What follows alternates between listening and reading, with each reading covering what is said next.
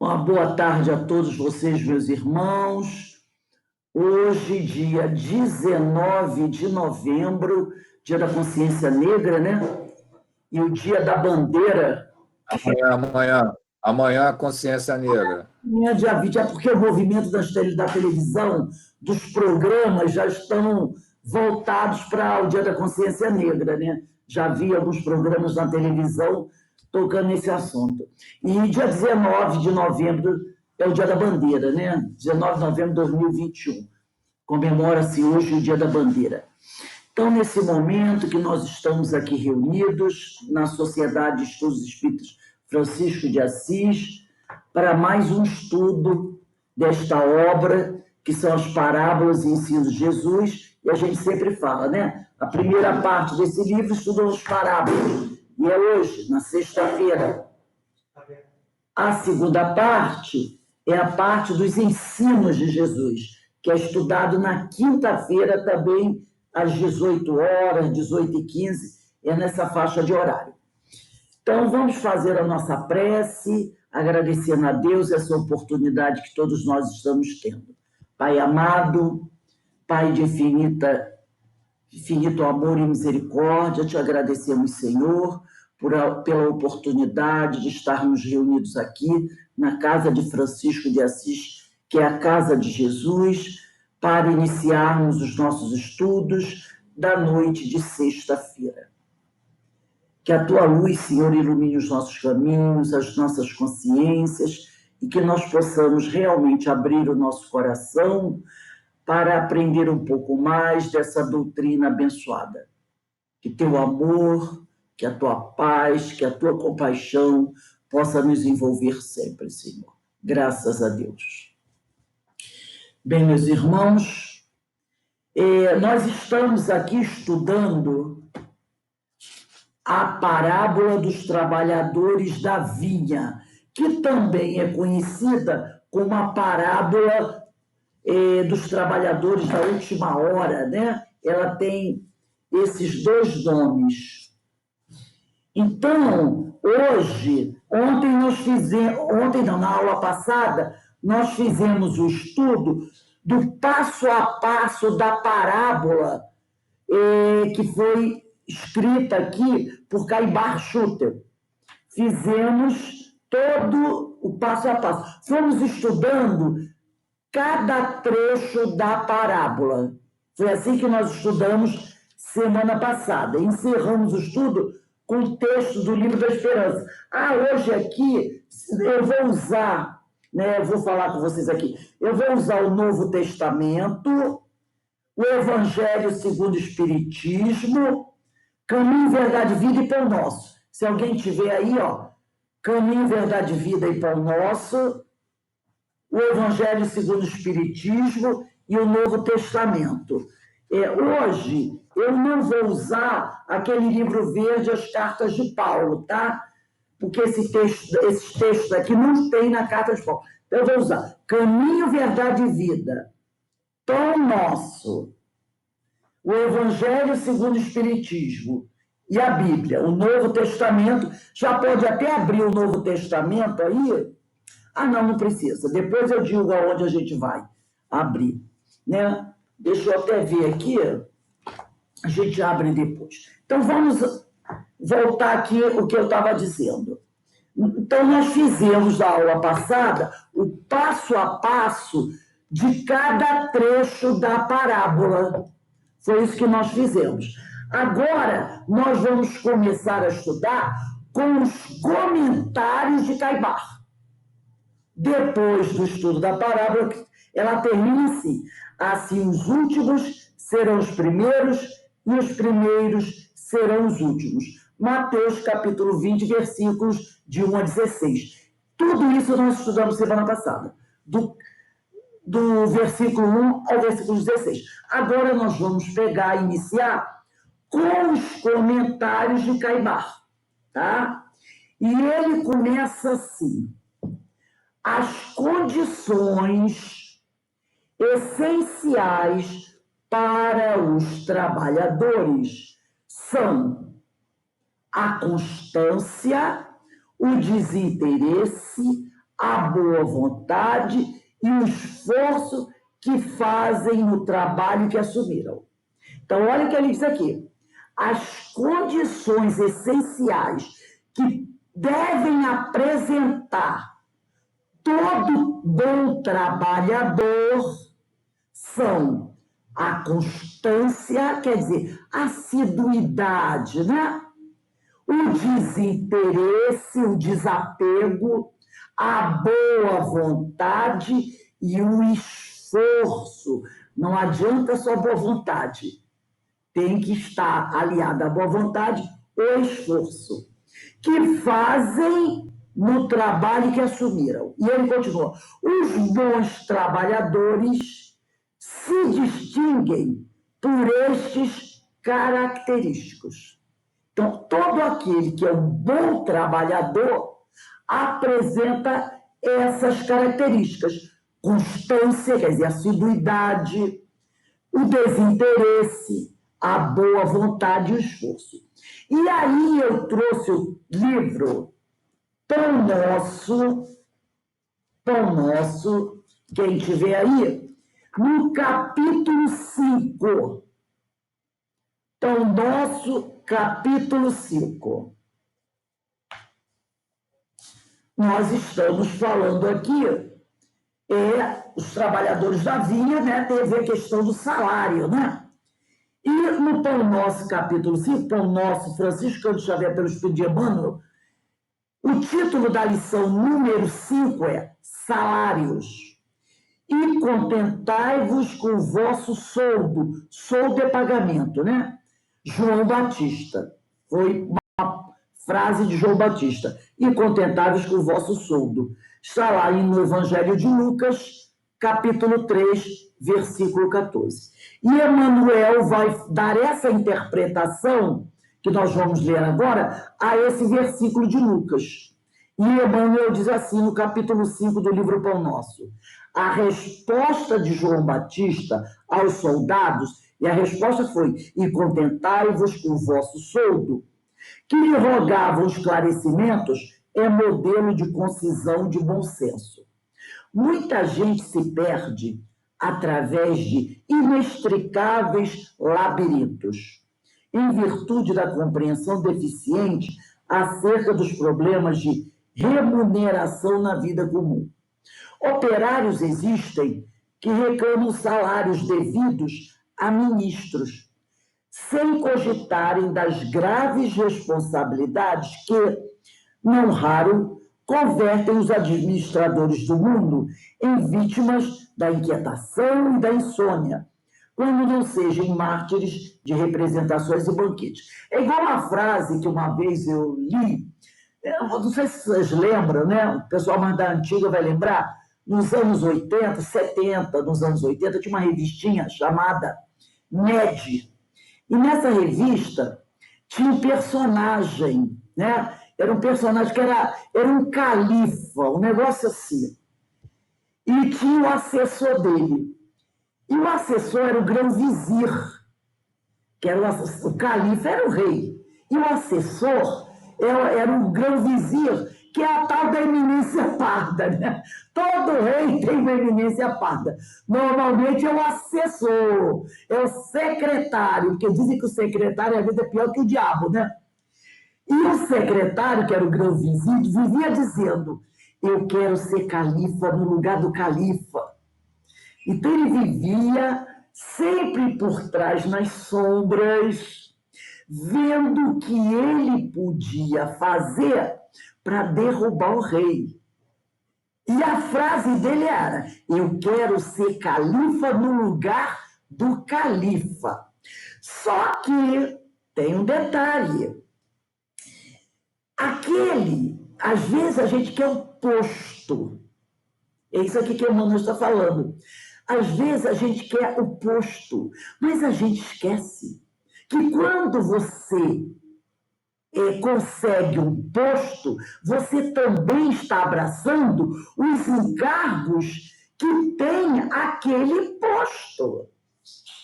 Você não pode querer sentar na cadeira do rei e não assumir as responsabilidades do rei. Entendeu? É isso que Emmanuel está falando aqui. Ele diz aqui, ó, operários existem que reclamam salários devidos a ministros. Eu queria ganhar o mesmo que o meu patrão ganha. Eu queria ganhar o mesmo que o ministro ganha. Mas será que nós estamos preparados para a responsabilidade daquele cargo que eu quero ocupar e que eu ainda não ocupei? Por que será que eu ainda não ocupei? Talvez porque eu ainda não tenha competência para estar no cargo. Então, eles aqui, operários existem que reclamam salários devidos a ministros, sem cogitar, quer dizer, sem pensarem das graves responsabilidades que, não raro, convertem os administradores do mundo em vítimas da inquietação e da insônia, quando não sejam mártires de representações e banquetes. Será que eu estou preparado para assumir as perturbações, as irresponsabilidades, aquela loucura que envolve um cargo como esse? É o tal do eu quero o cargo. Você quer o cargo, mas você vai levar os encargos do cargo. E ele diz aqui, há homens cultos que vendem a paz do lar em troca da dilatação de vencimentos. Há homens cultos, né, que abrem mão de uma certa tranquilidade para conseguir salários mais altos. A gente vê isso muitas vezes, né? Pessoas que abrem mão do convívio da família, abrem mão de uma vida mais tranquila, porque ela tem que ganhar mais. Porque ela nunca estará satisfeita. Hoje ela quer um carro X. Aí o salário dela dá para comprar o carro X. Só que daqui a pouco ela já está olhando para o carro Y. E ela é uma criatura insaciável. Então ela abre a mão das boas coisas da vida, do certo equilíbrio, para poder sempre ter um salário maior. E ela não percebe que quanto maior o salário, mais endividamento ela faz. E aí, às vezes, o pessoal diz assim, nossa, um jogador de futebol ganha 600 mil reais. Só que, às vezes, se esquece que o custo de vida dele chega a 500 e muitas vezes a 590 mil. 590 mil. Por quê? E aí, quando o cara, de repente, para de jogar, fica na pobreza, o pessoal, nossa! Só que a pessoa, muitas vezes, quando não tem cabeça, ela ganha 600, o meu padrão de vida é altíssimo. Aí ela levanta, o salário é alto, ela joga o padrão de vida dela quase equiparando com o salário. Quando esse salário acabar, acabou o padrão de vida. Ela não pensa em eu ganho X, mas isso pode ser temporário. Então eu vou viver de uma forma mais modesta para não sentir tanto baque. Não é? Ou então para poder acumular um pouquinho, uma reserva, para que quando haja um baque, ela esteja o quê? Preparada. Mas muitas vezes nós não pensamos nisso. E ele continua aqui, mano. Inúmeras pessoas seguem da mocidade à velhice do corpo ansiosas e descrentes, enfermas e aflitas, por não se conformarem com os ordenados mensais que as circunstâncias do caminho humano lhes assinalam, dentro dos imperscrutáveis desígnios. Então, tem pessoas que passam uma vida inteira reclamando do salário que ganham e chegam a adoecer. Entendeu? A gente tem que parar para pensar. Por que será? Por exemplo, eu vou citar um exemplo. Um professor. Eu não estou falando das exceções, que são os professores que ganham milhões, tá? Vou falar do professor, a maioria. que todo mundo fala, né? Tem aquele discurso, né? Ah, o professor tinha que ser a carreira mais bem remunerada do país, porque tudo começa nas mãos dos professores. Aonde isso acontece? Pode até ser na Europa, aconteça nos Estados Unidos, mas também não é tanto assim. No Brasil está longe disso. Então, o que eu vou fazer? Vou passar minha vida martirizando? Eu não escolhi ser professora. Eu escolhi ser professora. Eu sabia que o professor sempre teve um salário baixo. E que o nosso país, infelizmente, a questão da educação não é algo que seja valorizado. Ainda não. Ao contrário de outros países, como o Japão, né? Onde se dá um grande valor ao professor. Então, eu vou fazer o quê?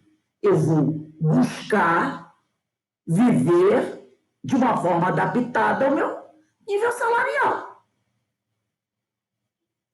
Não adianta. Ou então você vai buscar outro professor, outra profissão, vai fazer outra coisa. Mas se você faz o que você gosta, e quem é professor, a maioria das vezes, o é porque gosta. Né? E a gente sabe que é uma coisa assim que, quando a gente entra para o magistério, é uma coisa assim, né? Incrível. Porque tem aquele professor que só gosta, que eu acho uma coisa muito difícil, só gosta de trabalhar com criança de 4, 5 anos. Aí você diz, meu Deus, como é que consegue? Eu era uma que dizia, via minhas colegas, só gostavam. Porque tem essa faixa etária que o professor gosta, de 4, 5 anos. Eu acho uma faixa etária super difícil para trabalhar. Cansativa, mas tem professores que são apaixonados por essa faixa etária. Eu já gostava da criança dos 9 aos 12 anos. É a minha faixa etária. Principalmente a criança por volta dos 10 anos. Eu tinha, na realidade, um horror de alfabetização. Eu nunca peguei uma turma de 6 anos para alfabetizar, mas já peguei uma turma de 14 anos para alfabetizar. Foi maravilhoso, porque eu gosto de trabalhar com crianças maiores, de 10, 11, 12 anos. Então, eu peguei uma turma que navegava entre 12 e 14 anos analfabeta. Coisa que outros professores acham, meu Deus, como é que vai alfabetizar uma turma de 12 a 14 anos? Para mim, um luxo, uma maravilha. Então, o professor tem essas coisas. Tem outros que já gostam de adolescente, né? Então, assim caminha. Agora, você já sabe que nessa faixa, que ser professor no nosso país não vai ser mole. Mas, se você abraçou aquela tarefa, faça o melhor que você puder. Não quer dizer que você não vá, né, buscar, pleitear melhores condições salariais. Mas não a ponto de você ficar doente, enfermo, como ele diz aqui, aflita, por não se conformarem com os ordenados mensais que as circunstâncias do caminho humano lhe assinalam, dentro dos imprescrutáveis desígnios. E ele continua, não é por demasia de remuneração que a criatura se integrará nos quadros divinos. Então, não é por altos salários que você vai ser integrado dos quadros divinos, não é? Não é o teu contra-cheque que vai te colocar lá. Se o homem permanece consciente quanto aos deveres que lhe competem, quanto mais altamente pago, estará mais intranquilo.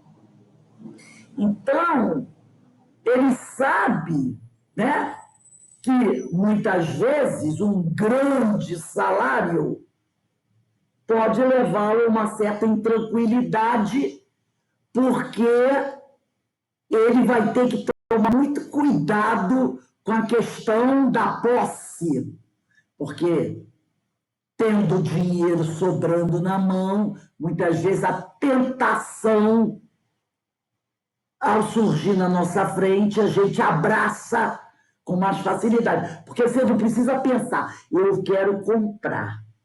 Mas se eu comprar, vou ter que pagar em 10 prestações. Meu cartão já está meio problemático. Eu acho que não vai dar. Eu vou ter que pensar muito. Agora, se você ganha muito, você abraça, você compra. E aí vai. E tem pessoas que nós sabemos que têm compulsão. Eu conheço uma pessoa assim. Meu Deus do céu. Ela faz assim. Olha só a compulsão. Ela compra o objeto.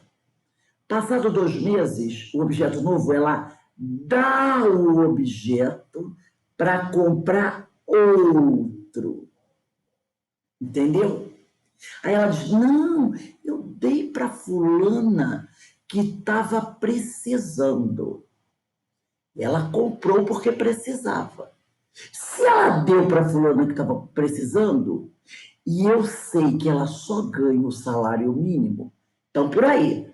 Não é? Porque se a pessoa ganha muito, ela tem, pô, fulana ali, minha filha está precisando de um fogão. Eu tenho esse aqui. Eu tenho um bom salário. Eu vou dar o meu fogão, vou dar a minha mesa e eu compro outra. Não é o caso. É uma pessoa que ganha o salário mínimo, vive com muita dificuldade. Ela compra, fica 1, 2 meses. Daqui a pouco ela dá, ela não vende não, ela dá, e ela, antes de dar, ela já fica assim, eu acho que eu tô querendo, ela já tem um fogão novo, tô querendo um fogão desses de tampo de vidro. Aí começa, eu tô querendo isso, eu tô querendo uma airfryer, eu tô querendo isso. Ela começa, aí ela vai, pega a que ela tem, dá e compra outra.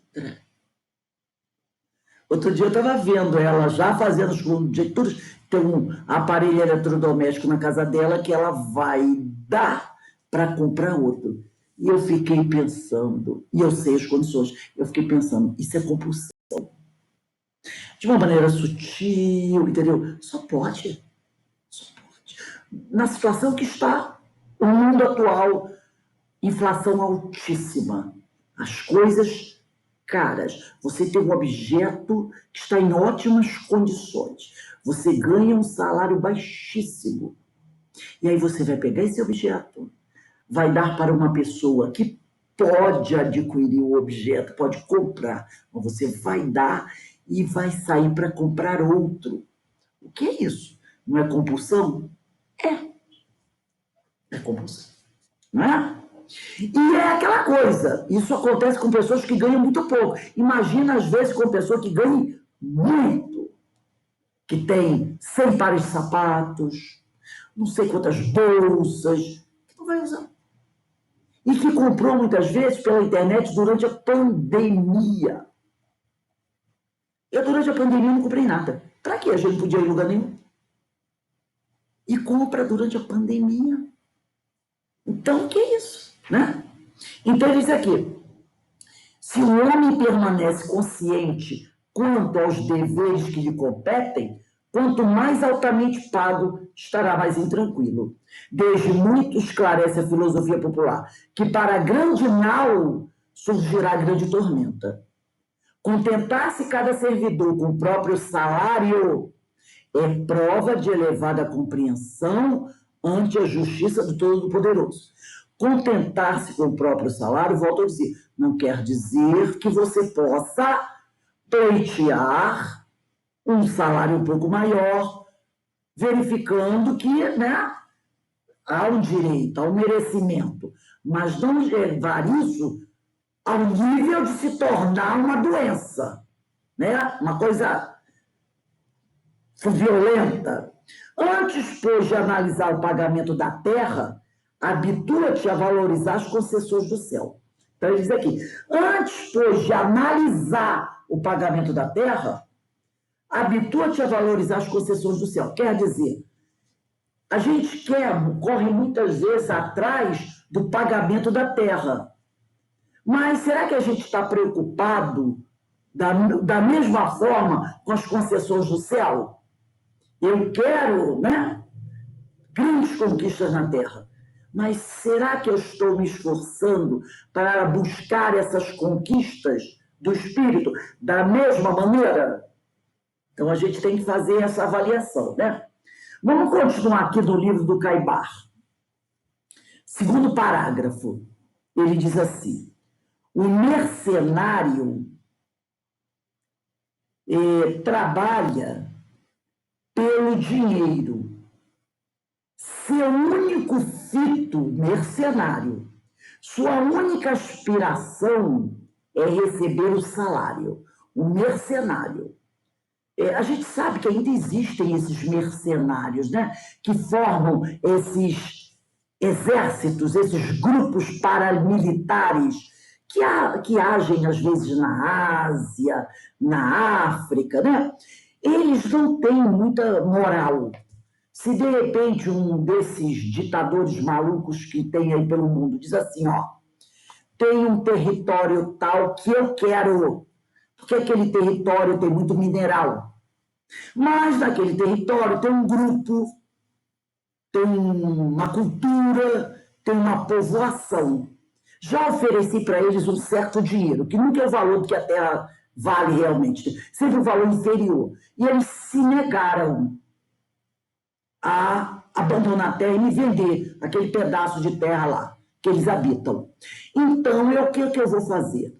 Eu vou contratar um grupo paramilitar formado por mercenários e vou dizer para eles assim, ó, cheguem lá, invadam, matem todos, destruam tudo.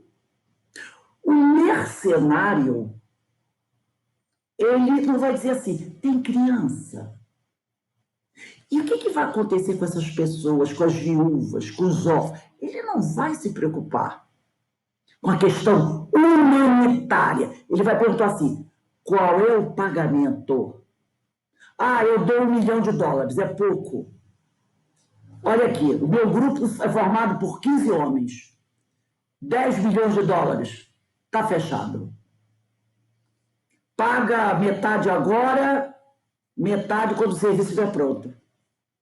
Ele não tem uma preocupação moral. Isso, gente, é muito mais comum que a gente pensa, tá? Esse grupo, né, esses mercenários podem ser um grupo, como pode ser um ou dois, ou pode ser um só.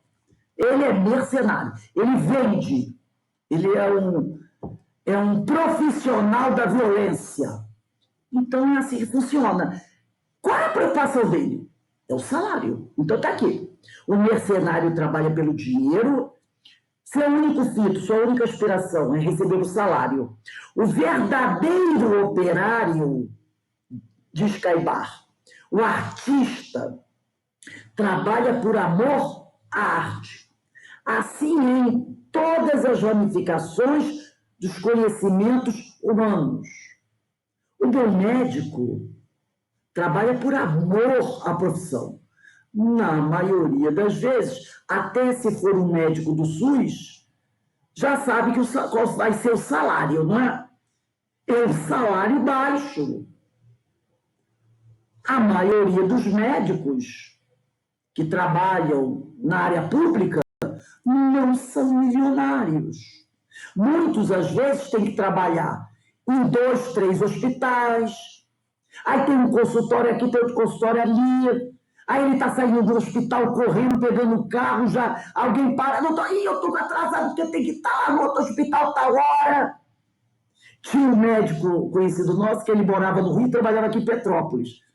Então, ele dava consulta no hospital na parte da manhã do Rio de Janeiro, pegava o carro dele, subia a serra, vinha para o hospital aqui, Alcides Carneiro, depois aqui de Petrópolis, ele ia para não sei para onde, ficava assim. Às vezes dizia assim, tem dia que eu não sei nem para onde eu vou, meu GPS está doido. Eu não sei nem para onde eu vou. Por quê? E não ganhava milhões, mas fazia isso para poder ganhar o suficiente para sobreviver. Entendeu? Como muitos professores. Professor que trabalhava, às vezes, em 3, 4 escolas, não é assim? Trabalhava no município, trabalhava no estado, trabalhava em escola particular, para poder sobreviver. Não é para ser rico, milionário, não. Não é para ser rico. Aí, quando vem a aposentadoria, de tanto trabalhar, você já está tudo esculhambado. porque ficou nessa correria para lá, nesse estresse de lá para cá, a saúde não aguenta muito, né? 30, 40 anos nessa luta, que não é brincadeira, a pessoa realmente fica cansada, né? Então ele diz aqui, o verdadeiro operário, o artista, trabalha por amor à arte, trabalha por amor à profissão. Assim é em todas as ramificações dos conhecimentos humanos. Há os escravos do dinheiro e ao operário do progresso. Na lavoura, na indústria, como nas artes e ciências, destacam-se sempre o operário e o mercenário. Então, em qualquer área de trabalho, você vai encontrar o bom profissional, né? E você vai encontrar um mau profissional. Você vai encontrar aquele que trabalha por amor e aquele que trabalha pelo dinheiro, que é o mercenário, né? Então vamos dar uma olhadinha aqui no livro Caminho, Verdade e Vida, capítulo 73, 73.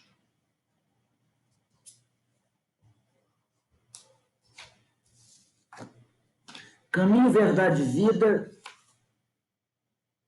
capítulo 73. Disse assim, disse-lhes, pois, Jesus, ainda não é chegado o meu tempo, mas o vosso tempo está pronto. Evangelho de João, capítulo 7, versículo 6. O mau trabalhador está sempre queixoso. Isso é uma verdade. Isso é uma verdade. Quando não atribui sua falta aos instrumentos em mão, né? Às vezes ele justifica o mau trabalho porque ele não tem aparelhos modernos, né? Quando não atribui sua falta aos instrumentos em mão, lamenta a chuva, não tolera o calor, amaldiçoa a geada e o vento. Então, hoje eu estou conseguindo trabalhar bem, porque está chovendo muito. Hoje eu não estou conseguindo trabalhar bem, porque está um calor danado. Hoje eu também não consegui trabalhar bem, porque está um vento muito forte. Então, ele sempre está buscando, né, uma justificativa para a inoperância dele. Esse é um cego de aproveitamento difícil, porquanto somente enxerga o lado arestoso das situações, quer dizer, o lado áspero, mal acabado das situações.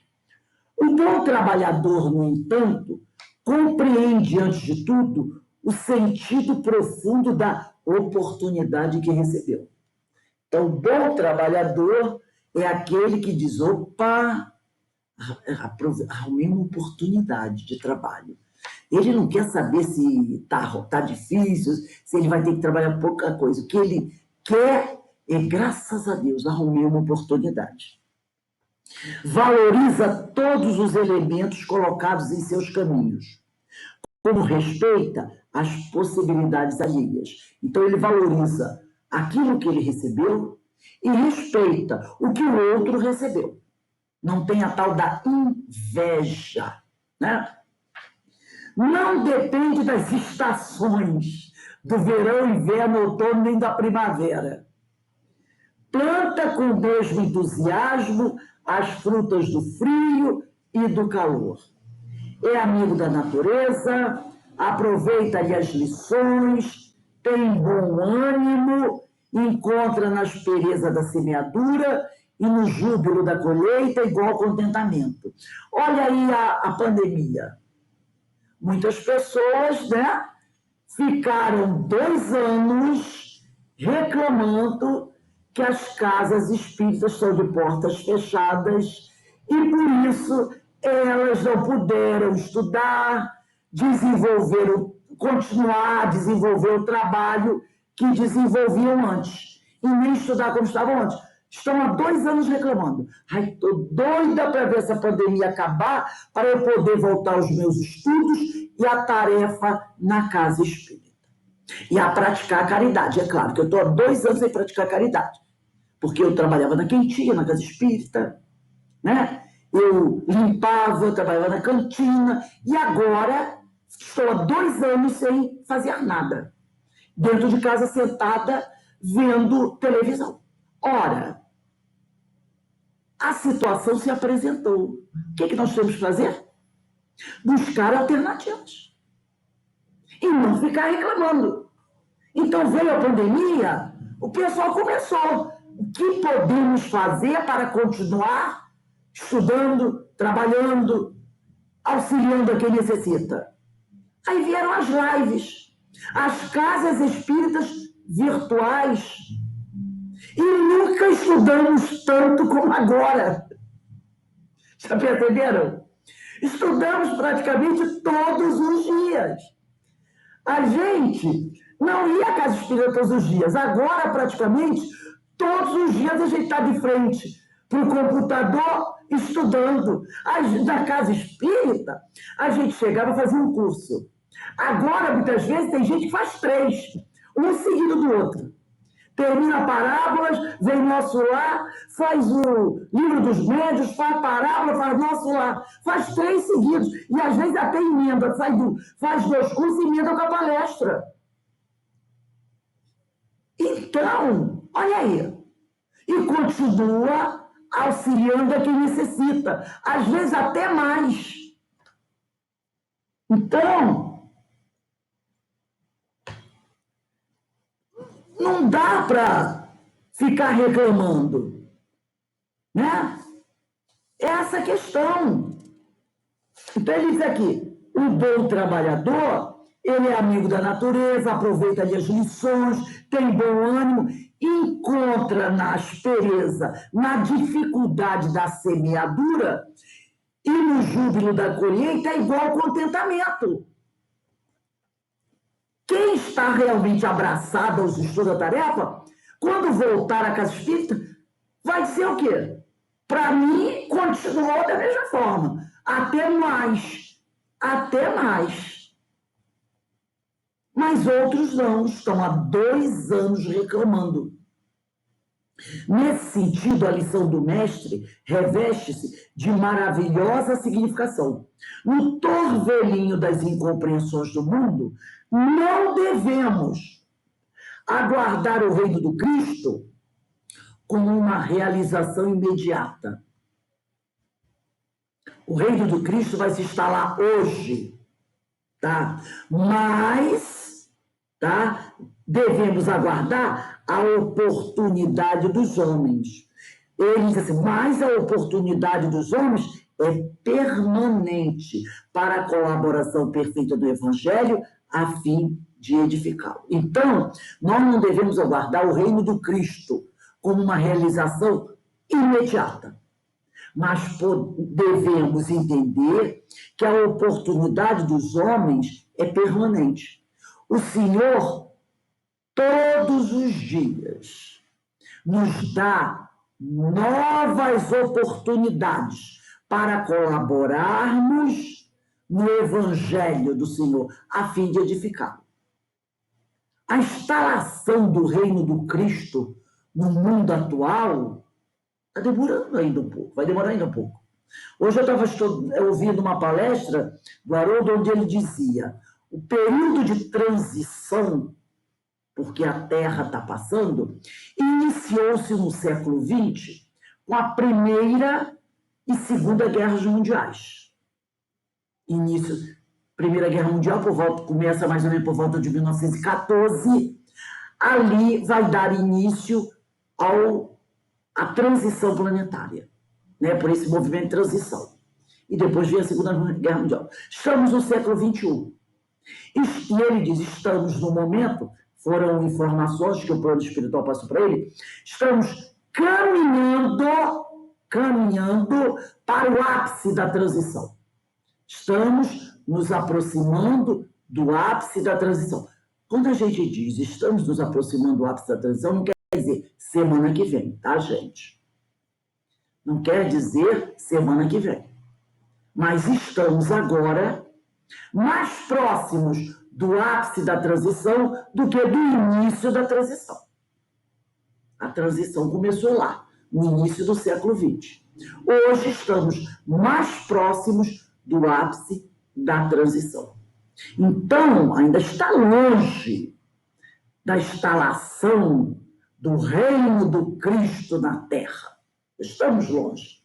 Mas, como diz Emmanuel, a oportunidade é dada aos homens todos os dias, para ele colaborar no Evangelho de Jesus, a fim de edificar. Então, mesmo eu estando ainda um pouco longe do ápice da transição planetária, eu não posso reclamar, porque o Senhor tem me dado todos os dias novas oportunidades para colaborar na instalação do Evangelho de Jesus na Terra, a fim de edificá-lo. Então, que maravilha. E Emmanuel diz, os cegos de espírito continuarão queixosos. Claro, continuarão queixosos. Se não tiver do que reclamar, eles vão inventar. No entanto, os que acordaram para Jesus sabem que sua época de trabalhador redentor está pronto. Não passou, nem está por vir. Está pronto, porque qual é o melhor momento? É o agora. É o agora. Então, a nossa época de trabalho redentor, ela está pronta. Não foi ontem e nem está para acontecer. É esse momento que nós estamos vivendo. É o dia de hoje, diz Emmanuel. É o ensejo bendito de servir em nome do Senhor, aqui e agora. Então, não foi ontem, nem será amanhã. É hoje. Hoje é o ensejo bendito. É o momento bendito de servir em nome do Senhor, aqui e agora. Nós não sabemos o dia de amanhã. Ai, deixa para amanhã. Por quê? O melhor momento é hoje. Tá? Eu achei belíssima essa mensagem, né? De Emmanuel, do livro Caminho, Verdade e Vida. Vamos voltar aqui ao Parábolas. E aí vamos para o terceiro parágrafo. O materialismo e a materialidade, a ganância do ouro, arranjaram, na época em que nos achamos, mais escravos do que a vinha arranjou mais obreiros. Não é verdade isso? É a pura verdade. Olha só, o materialismo e a materialidade, a ganância do ouro, da posse dos bens materiais, arranjaram, na época em que nós achamos, mais escravos, mais pessoas presas ao desejo de conquistar os bens materiais, do que a vinha, a seara do Senhor, onde tem muita gente precisando de ajuda, arranjou mais obreiros. E ele diz assim, por isso, grande é a seara e pouco são os trabalhadores. Então ele diz, por isso grande é a seara e poucos são os trabalhadores. Porque um grande número de pessoas ainda foca o seu pensamento na conquista dos bens materiais, ao invés de buscar as coisas do espírito. Então, a seara fica carente. Por isso que na parábola do trabalhador da vinha, o que aconteceu? O Senhor saiu primeiro, né, na primeira hora para buscar os trabalhadores, depois ele saiu na terceira hora, depois ele saiu na quinta e sexta hora, depois ele saiu na 10ª hora. Por que ele saiu tanto? Porque ele tinha poucos braços para trabalhar na vinha. Porque a vinha é muito grande e a vinha é o mundo, e o número de pessoas dispostas a se dedicar nessa vinha ainda é muito pouco. Então, ele está sempre precisando de novos trabalhadores. Vamos voltar aqui ao livro Pai Nosso. Pai Nosso. Os textos de Emmanuel são maravilhosos, né?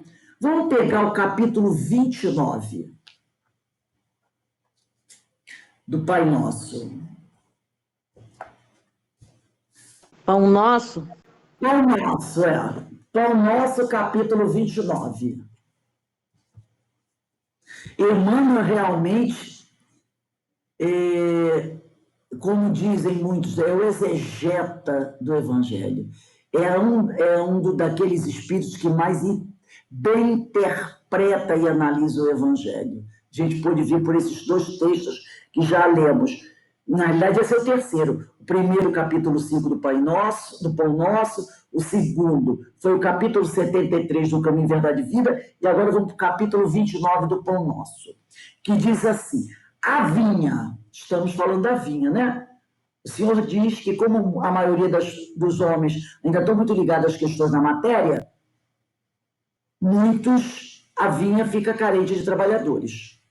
Então, diz aqui: e disse-lhes, ide vós também para a vinha, referência à nossa parábola, né? E dar-vos-ei o que for justo. E eles foram. Ninguém poderá pensar numa terra, num planeta, né? Ninguém poderá pensar, deixa eu só ajeitar aqui os alfarrápios, ninguém poderá pensar numa terra cheia de beleza e possibilidades, mas vogando, navegando ao léu na imensidade universal. Então, às vezes a gente diz, né?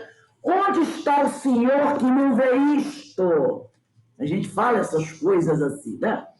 Então, mas ninguém poderá pensar numa terra cheia de beleza e possibilidades, mas vogando, né? Navegando aí, ao léu na imensidade universal. O planeta não é um barco desgovernado, onde o capitão pulou fora do barco quando olhou para o céu e viu as nuvens meio escuras, né? Nossa, vai cair um temporal, sabe o que eu vou fazer? Eu vou pegar a minha boia, vou pular e deixo o barco para lá. Então, gente, o planeta não é um barco desgovernado. Aí eu vou pedir para vocês, vamos dar uma pausa aqui, nesse segundo parágrafo desse texto. Vamos abrir o Evangelho de Mateus, no capítulo 8, versículo 23. Vamos falar um pouquinho desse barco? Vamos falar um pouquinho desse barco que muitas vezes nós achamos que está desgovernado. Equívoco total. Mateus é o primeiro evangelista, né? Capítulo 8, versículo 23.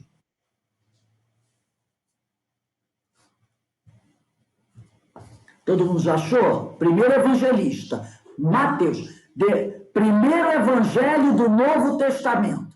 Abriu a Bíblia, Novo Testamento. Primeiro evangelista, Mateus.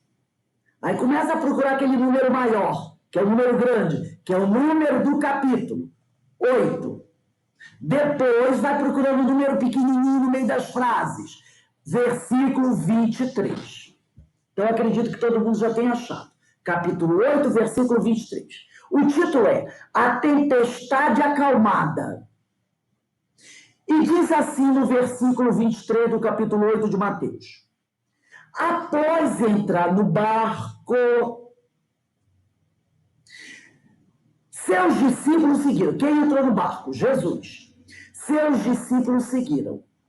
E eis que uma grande tempestade ocorreu no mar, ao ponto de o barco ser coberto pelas ondas. Ele, porém, dormia. Quem? Jesus. Aproximando-se, o despertaram. Quem se aproximou? Os discípulos. Dizendo, Senhor, salva-nos, estamos perecendo, estamos morrendo, porque a tempestade é grande e o barco parece que vai a pique. Ele, Jesus, lhe diz: por que estáis temerosos, homens de pouca fé? Jesus aí foi firme. Homens de pouca fé. Diz Haroldo, que tem uma outra tradução, né, que ainda diz assim: por que és tão covardes? Né? Mas ele diz: por que estáis temerosos, homens de pouca fé? Então, levantando-se, repreendeu os ventos e o mar, e houve grande calmaria. Então, e maravilharam-se os homens, dizendo: que tipo de homem é este que tantos ventos quanto o mar lhe obedecem? Deixa a Bíblia aberta aí, não fecha não, tá? Deixa aí aberto. Vamos pensar no seguinte, deixa aí aberto nesse versículo aí, 23. Quando ele diz, após entrar no barco, significa o quê? Que Jesus foi o primeiro a entrar no barco. Olha só, após entrar no barco, seus discípulos o seguiram. Os discípulos só entraram no barco depois que Jesus entrou. Não é isso que está escrito aqui?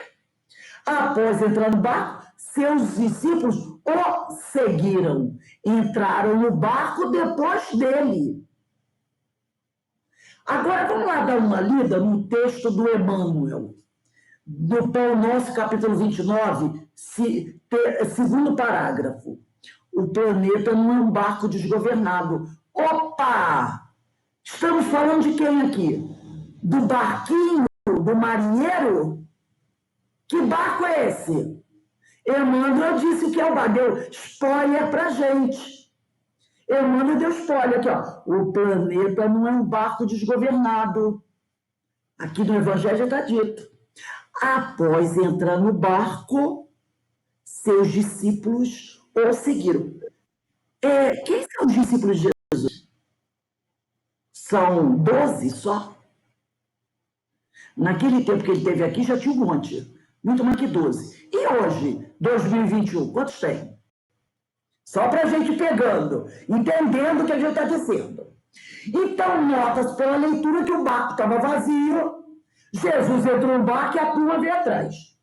Ele, o mestre, Jesus, decidiu entrar primeiro.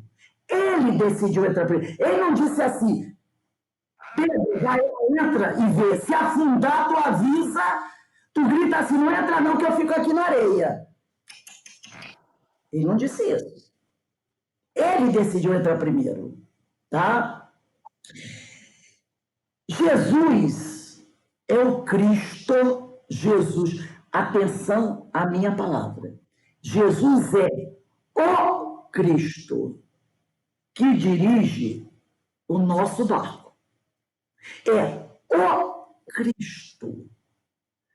Tem outros barcos, tem outros Cristos.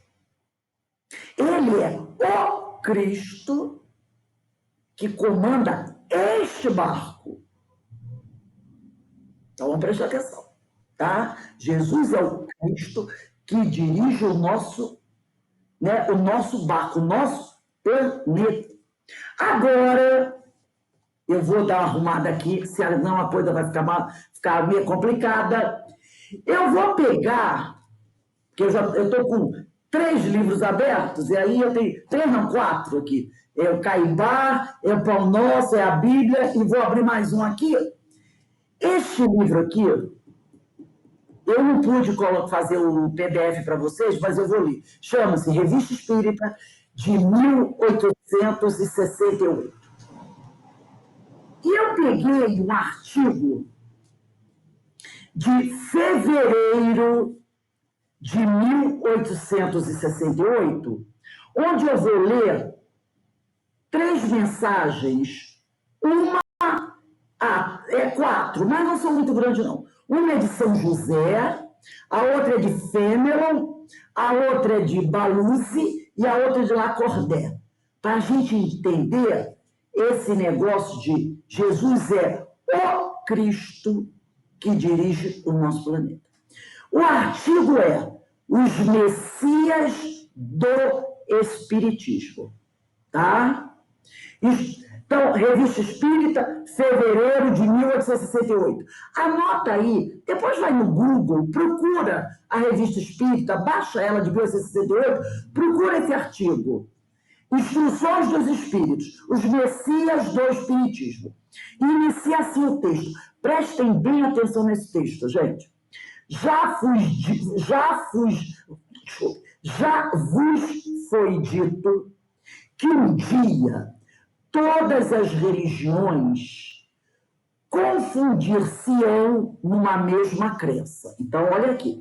Já vos foi dito que um dia todas as religiões confundir-se-ão numa mesma crença. Ora, eis como isto acontecerá.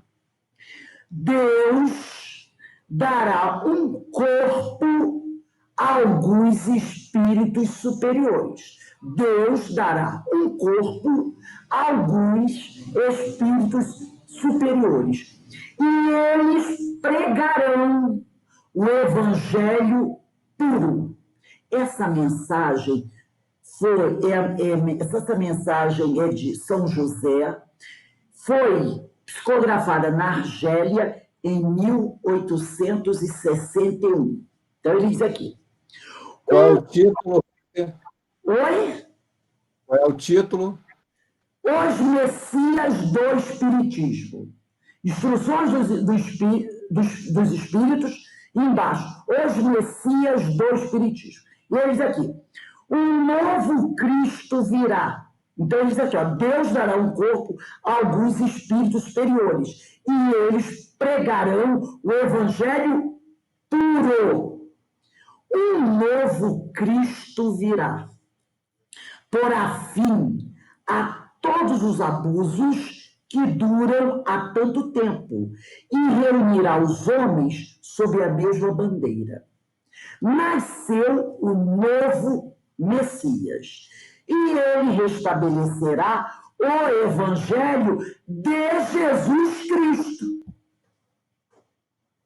Olha o que São José está dizendo. Nasceu o novo Messias. Messias e Cristo é a mesma coisa, tá, gente? E esse novo que nasceu restabelecerá o evangelho de Jesus Cristo. Glória ao seu poder. Continua São José. Não é permitido revelar o lugar onde nasceu. E se alguém vier vos dizer, ele nasceu em tal lugar, não acrediteis, porque ninguém o saberá antes que ele seja capaz de se revelar. E daqui até lá é preciso que grandes coisas se realizem para aplainar os caminhos. Se Deus vos deixar viver bastantes, olha só, se Deus vos deixar viver bastante, vereis pregar o verdadeiro evangelho de Jesus Cristo pelo novo missionário de Deus. E uma grande mudança será feita pelas pregações desse menino abençoado. A sua palavra poderosa, os homens de diferentes crenças dar-se-ão as mãos. Glória a esse divino enviado que vai restabelecer as leis mal compreendidas e mal praticadas do Cristo. Glória ao Espiritismo que o precede. Glória ao Espiritismo que o que é preceder? Preceder. Ver antes, não é isso? Glória ao Espiritismo que o precede e que vem esclarecer todas as coisas. Crede, meus irmãos, que não sois senão vós que recebereis semelhantes comunicações, mas conservai esta secreta até nova ordem. Então, Em 1861, essa mensagem foi passada para Kardec. Somente em 1868 ele publicou, 7 anos depois. E aqui tem uma nota que diz assim, observação. Esta revelação é uma das primeiras do gênero que nos foram transmitidas, diz Kardec. Mas outras a tinham precedido. Já tínhamos recebido outras anteriores a essa de 1861. Depois foi dado espontaneamente um grande número de comunicações sobre o mesmo assunto em diferentes centros espíritas da França e do estrangeiro, todas concordantes no fundo do pensamento. E como por toda parte se compreendeu a necessidade de não as divulgar, e como nenhuma foi publicada, não podiam ser o reflexo de uma sobre as outras. Essa mensagem aqui, essa observação é de Fenelon. Então, ele está dizendo o quê? Várias mensagens foram dadas que tinham o mesmo teor. E como ninguém revelou, ninguém pode dizer que é plágio. Quando elas começaram a ser reveladas, é que o pessoal percebeu, caramba, tem o mesmo teor. Mas ninguém pode dizer que é plágio. Por quê? Porque quem recebeu não sabia da outra. Então, Fenelon continua assim. É um dos mais notáveis exemplos da simultaneidade e da concordância do ensino dos espíritos, quando é chegado o momento de uma questão. Aí tem uma notinha nessa observação que diz assim: as comunicações desse gênero são inúmeras. Aqui apenas publicamos algumas. Se as publicamos hoje, em 1868, é que é chegado o momento de levar o fato ao conhecimento de todos. E porque é útil para os espíritas saberem que sentido se pronunciam os espíritos em maioria. Essa notinha aqui é de Allan Kardec. É Allan Kardec fazendo uma observação da mensagem de Fenelon. E ele está dizendo aqui, ó, se publicamos, é porque é chegado o momento de levar o fato ao conhecimento de todos. E porque é útil para os espíritas saberem que sentido se pronunciam os espíritos em maioria. E continua, a citação feita à entidade que viria, tá? Refere-se certamente ao Espírito da Verdade que já se havia feito presente e que colaboraria incisivamente com a obra da codificação espírita. Então, repare uma coisa. Quando essa mensagem foi passada, a doutrina espírita, o livro dos Espíritos já tinha sido publicado. E já havia sido publicado.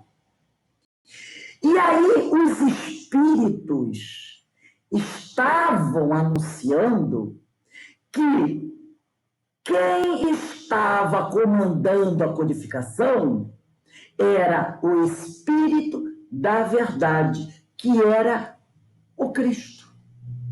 Ele disse assim, ele já nasceu. Não tem uma página assim, que o pessoal diz assim, ó, olha aqui. Aqui em cima ele diz aqui, o novo Cristo virá, porá fim a todos os abusos. E depois ele diz aqui, glória a esse divino enviado que vai restabelecer as leis mal compreendidas. E diz, uma grande mudança será feita pelas pregações desse menino abençoado. Aí nós, como somos muito restritivos, o que a gente pensou? Que esse Cristo nasceu aqui na Terra. Que esse novo Cristo, que virá, o Espírito da Verdade, nasceu aqui na Terra. Não, eles estão dizendo que ele já nasceu. Mas para ele ser um Cristo e para restabelecer e para trabalhar, auxiliando o desenvolvimento do Espiritismo, ele tem que ter nascido há muito tempo. Ele é o Cristo. Entendeu o que os Espíritos estão dizendo? Mas como a gente é muito... não consegue pensar além, esse novo Cristo que virá, não, ele vem, está aí, no lugar de Jesus, ele nasceu há muito tempo atrás. Há muito tempo atrás. E 2000 anos depois, ele veio. Ele veio. Para quê? Restabelecendo o Evangelho de Jesus. Para auxiliar o Espiritismo. É um Cristo também. Mas ele não nasceu aqui no planeta Terra, não, gente. Então a gente tem que saber, entender o que os Espíritos estão dizendo.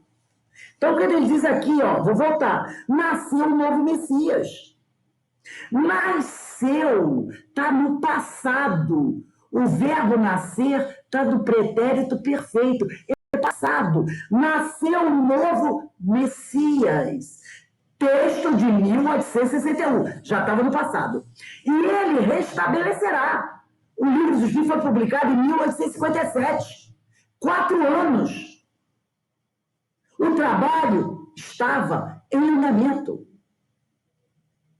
Quando foi publicado, me ajudem aí, o Livro dos Médiuns. Vamos lá, deixa eu pegar aqui, que o meu Livro dos Médiuns... Está aqui. O Livro dos Médiuns foi publicado em 1861. Primeira obra depois do Livro dos Espíritos. Estava começando ou não estava o trabalho do Espiritismo? Estava começando com a publicação do Livro dos Médiuns. Estava começando com a publicação do Livro dos Médiuns. Publicou-se o Livro dos Espíritos. Agora Kardec ia começar a destrinchar o Livro dos Médiuns. Com o Livro dos Espíritos. Ele ia começar a destrinchar com a publicação do Livro dos Médiuns, Evangelho, Céu e Inferno, a Gênese. Ele estava começando a destrinchar. E aí chegou essa mensagem dizendo: nasceu o novo Messias. Nasceu, passado. Quando? Não sei, mas nasceu, já tem tempo. Ele já é Messias. E ele restabelecerá o Evangelho de Jesus. Que é quem? O Espiritismo. Né? Glória ao seu poder. Então, ele diz aqui: se Deus vos deixar viver bastante, vereis pregar o verdadeiro Evangelho de Jesus Cristo pelo novo missionário de Deus. E uma grande mudança será feita pelas pregações desse. Aí ele está fazendo uma ponte de Jesus. Esse menino abençoado, Jesus Cristo, não era chamado menino Jesus? Aí ele falou: esse menino abençoado. A sua palavra poderosa, os homens de diferentes crenças dar-se-ão a mão. Glória a esse divino enviado que vai restabelecer as leis mal compreendidas e mal praticadas do Cristo. Glória ao Espiritismo que o precede e que vem esclarecer todas as coisas. Publicação do Livro dos Espíritos. O precedeu. E aí veio essa nota, né? Essa nota aqui de Kardec. Agora, continuando, né? Entrando aqui no texto, né? Dizendo aqui, deixa eu ver. Deixa eu só pegar aqui. Mas conservai esta secreta até nova ordem, né? Aí a nota de Kardec continua. A nota de Fénelon, né? Ele continua aqui. Está incontestavelmente constatado que a vossa é uma época de transição. Esse texto foi publicado por Fénelon em dezembro de 1861, tá? Porque o primeiro texto de São José Ele não deu um mês, mas essa agora é em dezembro. Ele diz assim: está incontestavelmente constatado que a vossa é uma época de transição e de fermentação geral, mas ainda não chegou àquele grau de maturidade que marca a vida das nações. É ao 20º século, século XX. Ele está dizendo, é ao 20º século, porque 1861 era século XIX. Então, ele está dizendo, é ao 20º século que está reservado o remanejamento da humanidade. Todas as coisas se vão realizar daqui até lá. Por isso que ele fala que essa é uma época de transição, porque o século XX é o século que dá início à transição. Então, ele diz, é ao 20º século que está reservado o remanejamento da humanidade. Todas as coisas que se vão realizar daqui até lá não são senão preliminares da grande renovação. O homem chamado a consumá-la ainda não está maduro para realizar sua missão, mas já nasceu e sua estrela apareceu em França, marcada por uma auréola, e vos foi mostrada há pouco tempo na África. Então, quer dizer, o homem chamado a consumá-la ainda não está maduro para realizar sua missão, mas já nasceu. E sua estrela apareceu em França, marcada por uma auréola, e vos foi mostrada há pouco tempo na África. Sua rota está previamente marcada. A corrupção dos costumes, as desgraças que serão a consequência do desenvolvimento das paixões, o declínio da fé religiosa serão os sinais precursores de sua vinda. A corrupção no seio das religiões é o sintoma de sua decadência, como é da decadência dos povos e dos regimes políticos. Porque é o índice de uma falta de fé verdadeira. Os homens corrompidos arrastam a humanidade por uma rampa funesta, de onde ela não pode sair senão por uma crise violenta. Dá-se o mesmo com as religiões, que substituem o culto da divindade pelo culto do dinheiro.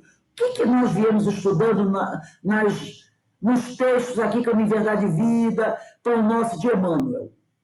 E das honras, e que se mostram mais ávidas dos bens materiais da terra que a dos espirituais do céu. Viu o que foi dito anteriormente? Que a seara do Senhor tem menos trabalhadores, porque a maioria está correndo atrás dos bens materiais. Não foi isso que Emmanuel disse? Olha o que ele diz aqui, ó. Substitui o culto da divindade pelo culto do dinheiro e das honras, e que se mostram mais ávidas dos bens materiais da terra do que dos bens espirituais do céu. E aí vem a outra mensagem, Balúzia. Pode falar, Alberto. Essa mensagem de 1861, qual é o título? Qual? Essa de 1861. A mensagem é a seguinte: instruções dos espíritos, os messias do espiritismo. Nessa mensagem está embutida 4 mensagens, 4 textos. E a primeira foi em fevereiro de 1861. A de São José não tem um mês. A de São José é 1861, não tem um mês. A de Fémelon é de dezembro de 1861. São as 4 reunidas sob um só título, os Messias do Espiritismo, tá? Continuando agora. Agora é a mensagem de Balúzia. Ele diz assim: quando uma transformação da humanidade deve operar-se, olha só, quando uma transformação da humanidade deve operar-se, Deus envia em missão um espírito capaz, por seus pensamentos e por sua inteligência superior, de dominar seus contemporâneos e de imprimir às gerações a vir as ideias necessárias para uma revolução moral civilizadora. É o texto que nós estudamos praticamente ontem na radiação. Lembra da Terezinha Oliveira, que falava sobre isso? Os escolhidos e os eleitos? Lembra? Então ele diz aqui, de tempos em tempos, vem-se assim elevar-se acima do comum dos homens, seres que, como faróis, os guiam na via do progresso e os fazem transpor em alguns anos as etapas de vários séculos. O papel de alguns é limitado a uma região ou uma raça. São como oficiais sob comando conduzindo, cada um, uma divisão do exército. Mas há outros cuja missão é agir sobre a humanidade inteira e que não aparecem senão nas épocas mais raras que marcam a era das transformações gerais. Jesus Cristo, a personalidade, lembra que estamos no Livro dos Espíritos? Jesus Cristo encarnado, espírito, perispírito, corpo físico, complexo, lembra? Jesus Cristo foi um desses enviados excepcionais. Do mesmo modo, tereis para os tempos chegados um espírito superior que dirigirá o movimento de conjunto e dará uma coesão poderosa às forças esparsas do espiritismo. Para vós que tendes fé e que consagrastes a vossa vida à propagação da ideia regeneradora, isso deve ser simples e justo. Mas só Deus conhece aquele que está prometido. Só Deus conhece o escolhido, o eleito.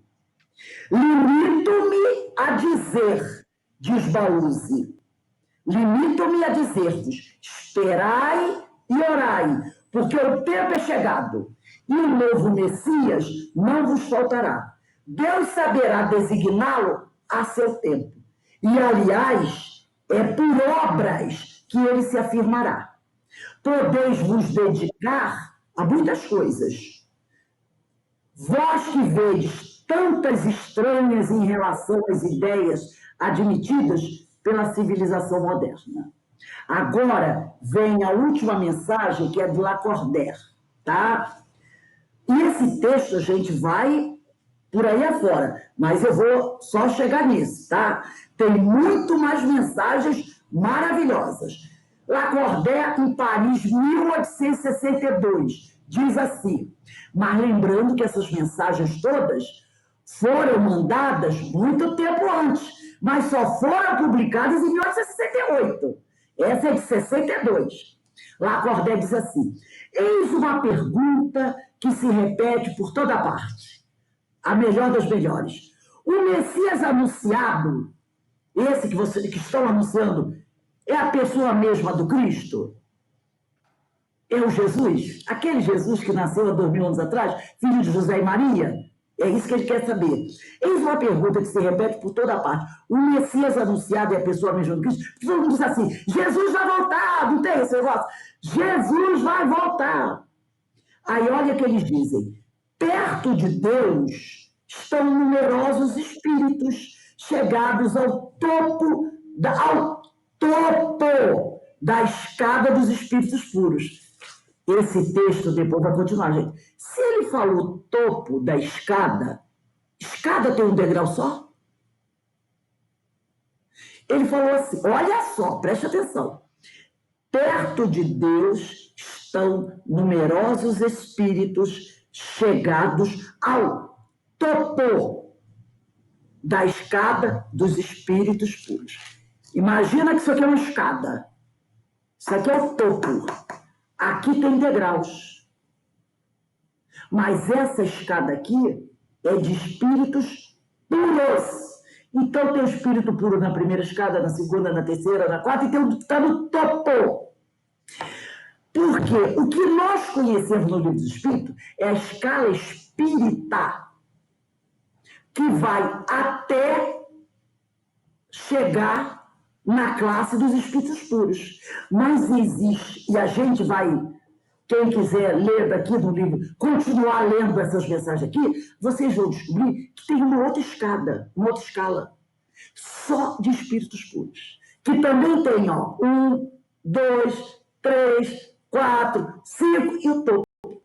Mas só que nessa escala só tem espírito puro. Entendeu? Se eu ainda não entendi a escala que Kardec me trouxe, que termina no primeiro degrau dos espíritos puros, como é que eu vou querer estudar essa outra escala, gente? Pelo amor de Deus. Eu não sei o que é o espírito puro. Ou alguém sabe? Então, como é que eu vou estudar a escala dos espíritos puros se eu ainda não sei o que é um espírito puro? Então, essa escala não é para a gente agora. Vamos primeiro estudar a nossa, né? E aí ele continua aqui. Perto de Deus estão numerosos espíritos chegados ao topo da escada dos espíritos puros, que mereceram entre eles seus enviados superiores, regados de missões especiais, que mereceram entre eles, quer dizer, se eles chegaram ao topo é porque eles mereceram, porque se esforçaram para isso, estarem entre os enviados superiores, regados de missões especiais. São aqueles que cuidam, não é de um planeta, é de uma galáxia. Tá? É esse tipo assim. Aí ele diz aqui, podeis chamá-los, plural, Cristos. É a mesma escola. Todos os Cristos estão na mesma escola, a escola dos Cristos. É a mesma escola. São as mesmas ideias modificadas conforme os tempos. Cada um tem a sua individualidade, mas todos são formados na mesma escola. Aí eles aqui, não fiqueis, pois, admirados de todas as comunicações que vos anunciam a vinda de um Espírito poderoso sob o nome do Cristo. É o pensamento de Deus revelado numa certa época e que é transmitido pelo grupo dos espíritos superiores que se aproximam de Deus e recebe as suas emanações para presidir ao futuro dos mundos que gravitam no espaço. Agora, atenção aqui, gente, atenção. O que morreu na cruz, Jesus, o nosso, que nasceu aqui, que cresceu aqui, que trabalhou aqui, que morreu aqui, o que nasceu na cruz tinha uma missão a cumprir. E essa missão se renova hoje por outros espíritos desse grupo divino, que vem, eu repito, presidir aos destinos do vosso mundo. O que morreu na cruz, ele veio para cumprir uma missão, cumpriu a missão dele. Agora, essa missão dele precisa ser renovada. E será por outro, Cristo.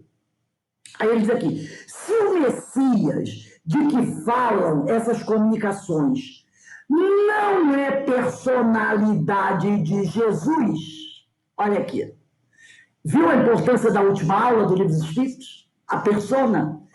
Se o Messias de que falam essas novas comunicações não é personalidade de Jesus, é o mesmo pensamento, é o mesmo ideal. É aquele que Jesus anunciou quando disse, eu vos enviarei o Consolador, eu vos enviarei o Espírito de verdade. Não foi isso que ele disse? Eu vos enviarei o Consolador, está aqui, que recebeu o nome do Espírito de verdade, eu vos enviarei o Espírito de verdade, que deve restabelecer todas as coisas, isto é, reconduzir os homens, reconduzir. Significa por quê? Por que a palavra é reconduzir? Porque o homem saiu do caminho. Precisa ser reconduzido ao caminho, voltar ao caminho. reconduzir os homens à sã interpretação de seus ensinamentos, porque previa o Jesus, que morreu na cruz, ele previa que os homens se desviariam do caminho que lhes havia traçado. Como ele sabia, como ele previa que os homens ia se desviar, ele disse assim, Deus tem que mandar outro Cristo. Tem que mandar outro irmão para dar continuidade ao trabalho, porque eu não pude fazer tudo. Percebeu? Até porque o tempo que ele veio era um tempo onde a ciência não existia. Não é verdade? E eles têm que respeitar o tempo do homem. Continua que eu acordei. Aliás, era necessário completar. O que então não lhes havia dito. Jesus falou isso. Porque não teria sido compreendido. Eis porque uma multidão de espíritos de todas as ordens, sob a direção do Espírito de verdade, o Cristo enviado, que Jesus anunciou, vieram a todas as partes do mundo e a todos os povos revelar as leis do mundo espiritual, cujo ensino Jesus, o nosso, que morreu na cruz, havia adiado.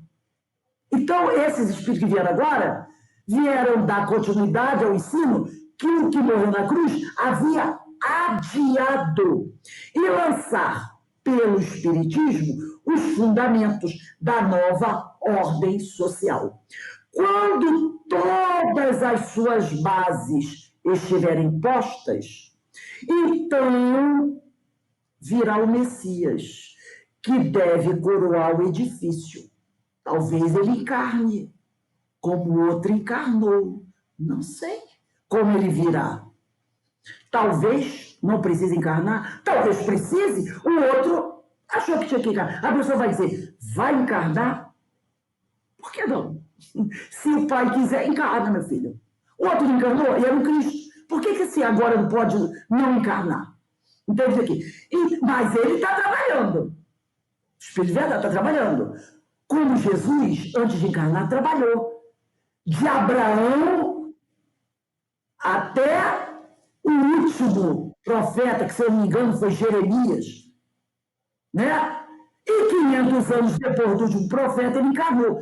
De repente, ele vai ficar trabalhando, e depois ele diz assim, agora tem que eu mesmo, como o outro fez. Então ele diz aqui, isso é conjecturas nossas, tá? Então ele diz aqui, quando todas as suas bases estiverem postas, então virá o Messias. Porque o outro só vem quando todas as bases estavam postas. Que deve coroar o edifício e presidir a reorganização com o auxílio dos elementos que tiverem sido preparados. Mas não creais que esse Messias esteja só. Haverá muitos que abraçarão, pela posição que cada um ocupará no mundo, as grandes posições. Virão outros ajudá-lo. Partes da ordem social, a política, virão na política, na religião, na legislação, como juízes, a fim de as fazer concordar com o mesmo objetivo. Então, esse Cristo não virá sozinho, virá uma gama de espíritos para ajudá-lo. Esses espíritos serão políticos, religiosos, da magistratura, para ajudar a organizar tudo isso. E ele vai terminando assim, além dos messias principais, então olha só, além dos messias principais, surgirão espíritos de escola em todas as partes do detalhe, e que como lugares tenentes, animados da mesma fé e do mesmo desejo, não serão eminências pardas, como eu falei antes, tá? Eu quero o lugar do califa no lugar do... Eu quero ser califa no lugar do califa. Não serão esses, tá? Serão como lugares tenentes, animados da mesma fé e do mesmo desejo. Agirão de comum acordo, sob o impulso do pensamento superior. E aí, encerrando, assim é que, pouco a pouco, estabelecer-se-á a harmonia do conjunto. Mas é necessário, previamente, que se realizem certos acontecimentos. Paro aqui. Essas instruções dos espíritos, ela vai continuar. Vai ter os espíritos marcados, vai falar do futuro do espiritismo, vai falar as estrelas cairão do céu, vai vir os mortos sairão dos túmulos, o juízo final, os mortos sairão do túmulo, é uma mensagem do João Evangelista. O juízo final e a apreciação da obra sobre a Gênese com São Luís. Então, gente, esses textos foram publicados por Kardec na Revista Espírita, fevereiro de 1868. São mais de 10 textos maravilhosos, todos enviados por espíritos superiores. Então, o título é assim, Instrução dos Espíritos, os Messias do Espiritismo. E aí você vai lendo, todos eles. Uma coisa fabulosa. Se esses textos tivessem sido publicados por outro autor qualquer, as pessoas poderiam dizer assim, isso é mistificação. Mas foram publicados pelo codificador. Agora, quem não quiser acreditar, aí já não é problema nosso, né? Porque se fosse publicado por Manuel Filomeno de Miranda, pela psicografia do Divaldo Pereira Franco, até pela psicografia do Chico Xavier, pela psicografia de Ivan Pereira, o pessoal ia dizer que esses irmãos tinham, como diz um pouco por aí, viajado na maionese. Mas aqui foi publicado em 1868 por Allan Kardec. Inclusive tem nota dele no meio desses textos. Não me cabe duvidar do codificador. Senão eu tenho que fechar minhas malas e ir embora. Ir para outro lugar. Prestem atenção, eu vou parar do texto do Emmanuel aqui no meio, porque a gente tem alguma coisa para conversar. Eu dei essa parada aqui, porque esse texto do Emmanuel, a vinha, vai continuar. Nós vamos, próxima aula, continuar de onde nós paramos. Nós paramos do texto do Emmanuel assim, o planeta não é um barco desgovernado. Todo esse parênteses que eu fiz, lendo esses textos da Revista Espírita, foi para mostrar que tudo está muito bem planejado. Então, o planeta não é um barco desgovernado. Os espíritos superiores, os Cristos e Deus estão cuidando muito bem do universo. A prova são essas mensagens. Tudo planejadinho. Planejado para coisa para daqui a 500 anos, 100 anos, 200 anos. Não é aquele planejamento que eu faço hoje para dar aula amanhã, não. É planejamento já para muito tempo à frente. Por isso que eu parei aqui. O planeta não é um barco desgovernado. Para a gente entender isso. Todo esse texto aqui é para mostrar isso.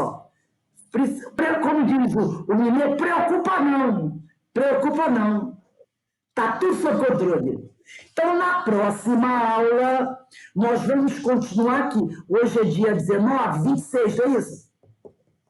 No dia 26, a gente vai pegar esse texto do Emmanuel e vai continuar aqui, As coletividades humanas, no livro Pão Nosso, capítulo 21. Capítulo 29. Bota uma datinha aí, As coletividades humanas, está embaixo do planeta, não é um barco desgovernado. Nós vamos continuar aqui a nossa aula, tá bom? Então, temos muita coisa para a gente ver ainda desse barco, tá? Temos ainda muita coisa para a gente ver desse barco. E a gente percebe que maravilha para aqueles que acreditam, a gente saber que a gente não está à deriva, não é? Nós não estamos à deriva. Nós estamos aqui com um super capitão à frente do nosso barco. Não só vários capitães. Não é verdade? Esses espíritos maravilhosos trabalhando sob o comando do Senhor. Então, vamos lá. Alguém gostaria de falar alguma coisa? Porque eu fiquei maravilhada com essa história. Rô, Pode falar, meu amigo. você permite uma pequena reflexão? Pode falar. Fique à vontade. Nessas últimas exposições sua, né, você colocou essas questões da Revista Espírita e nós estamos vindo do texto de Caibar Schuber, e nesse momento que são chegados os tempos, né, a gente percebe uma mudança, vários fatos estão acontecendo, né? E às vezes, quando a gente se volta para a mídia, a gente fica meio assustado pelo volume que se apresenta o mal, né? Mas tudo está dentro do processo, porque Jesus está no leme. E aí, na questão 784 do Livro dos Espíritos, Kardec pergunta assim: bastante grande é a perversidade do homem. Não parece que, pelo menos do ponto de vista moral, ele, em vez de avançar, caminha aos recuos? Aí o Espírito responde: engana-te, enganas-te. Observa bem o conjunto e verás que o homem não adianta, pois que melhor compreende o que é mal. E vai dia a dia reparando os abusos. Faz-se mister que o mal chegue ao excesso para tornar compreensível a necessidade do bem e das reformas. Qual é a dos espíritos? Qual é a questão? 784. Então, a gente percebe que a mídia, é óbvio que para vender, a gente conhece as características da mídia, mais vale revelar o mal do que o bem, porque o mal é da Ibope, etc. Então, a gente vê que tudo está dentro do planejamento, Jesus está no leme. E no texto... Alberto, Cristo. O Cristo está no leme. Cristo está no leme. Cristo está no leme. A gente tem que tomar cuidado. Quando a gente diz Jesus, a gente está personalizando. Não, tá. Cristo está no leme. E aí, no caso, Caibachuve diz que o bom trabalhador, né, ele tem como característica a constância, o desinteresse, a boa vontade e o esforço, né? E aí eu fiz uma associação com a parábola do semeador, em que é dito que a semente foi semeada ao longo da estrada, né, à beira do caminho, outro caiu sobre a pedra, outro sobre os espinhos e o outro caiu sobre a boa terra. Então, nesse momento, nós precisamos ser a semente que cai na boa terra, a semente que, como bom trabalhador, como diz Caibaixú, precisamos ter constância, desinteresse, a boa vontade e o esforço. Então, cabe a nós, nesse momento, a gente percebe essa transição, sermos o bom trabalhador, o bom semeador, aquele que busca a verdade, que busca a essência, porque se formos deixar pelo mundo exterior, a gente se perde, porque o que tem de armadilha, né, através da mídia, de várias situações que a gente se depara, materialismo, então a gente precisa ter esse sentido, e o Caibachuve nos traz esse entendimento do bom trabalhador, que é desinteressado, esforçado, de boa vontade, e que faz tudo, busca com constância, por isso os nossos estudos constantes. Então, a gente vê que tudo está dentro de um pacote, né? Exatamente. E é aquela coisa, e o Cristo precisa de nós, como Jesus precisou dos seus discípulos. Não foi? E o Cristo precisa de nós. Por isso, nós precisamos nos preparar para podermos nos tornar eleitos, escolhidos. E eles serão e serão escolhidos pelo esforço que estão fazendo por se melhorar, para que a gente possa efetivamente trabalhar na seara do Senhor. Porque eles vão precisar de nós. Porque a seara é muito grande. Né? Então, aí é importante a gente estudar, compreender, e a cada dia que passa, nos dedicarmos mais.